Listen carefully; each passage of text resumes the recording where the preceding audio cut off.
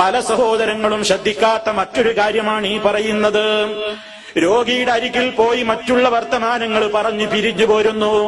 മരണാസന്നനായ രോഗിയാണെങ്കിൽ അവിടെ നെടുവീർപ്പും വെപ്രാളവും ചുടുനിശ്വാസവും അതുപോലെ തന്നെ ഖേദപ്രകടനവും സഹതാപവാക്കുകളും ഒക്കെ പറയുന്നു. അതുകൊണ്ടൊന്നും കാര്യമില്ല കേട്ടോ. ഈ രോഗിക്ക് വല്ല ഉപകാരവും കിട്ടണോ, ഈ മയ്യത്തിന് വല്ല ഉപകാരവും കിട്ടണോ, ആ സ്ഥലത്താരെങ്കിലും ഹാജരുണ്ടെങ്കിൽ പുരുഷനാണെങ്കിലും സ്ത്രീയാണെങ്കിലും പ്രത്യേകം ഓർമ്മപ്പെടുത്തുന്നു, നിങ്ങൾ നല്ലത് പറയണേ. ഈ മയ്യത്തിന് വല്ല ഉപകാരവും കിട്ടണോ, ആ സ്ഥലത്താരെങ്കിലും ഹാജരുണ്ടെങ്കിൽ പുരുഷനാണെങ്കിലും സ്ത്രീയാണെങ്കിലും പ്രത്യേകം ഓർമ്മപ്പെടുത്തുന്നു, നിങ്ങൾ നല്ലത് പറയണേ, നല്ലത് പറയണേ, നല്ല കാര്യത്തിന് അല്ലാഹുവിനോട് ചോദിക്കണേ. ഫഖൂലു ഖൈറാ, നിങ്ങൾ നല്ലത് പറയണം എന്നല്ലേ ഹദീസിലുള്ളത്. ഏറ്റവും വലിയ നല്ല വാക്ക് ഖുർആനല്ലേ.